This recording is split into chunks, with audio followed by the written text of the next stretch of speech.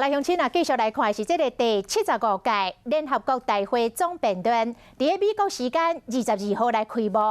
今年受到新冠病毒的影响，各国的元首也就是高阶的官员拢无法度参加，拢用录影片的方式来发言。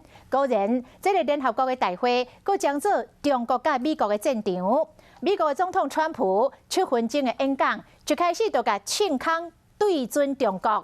爱中国为新冠病毒来负责，中国的国家主席习近平是来呼吁全球爱团结抗疫，爱美国唔通来政治化。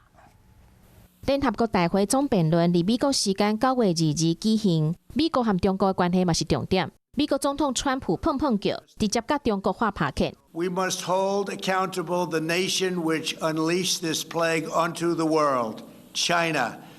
In the earliest days of the virus, China locked down travel domestically while allowing flights to leave China and infect the world. 川普佮讲，中国控制世界卫生组织连续讲白贼，亲像中国捌讲过，无新冠病毒人传人的证据，佮有讲无症状的患者未传染，这拢毋是真的。川普讲，联合国一定要追究中国的责任。针对美国的呛声，中国国家主席习近平，伊伫新录好的影片当中讲，国际拢抹黑中国，伊反对甲问题政治化。面对疫情，我们要加强团结，同舟共济。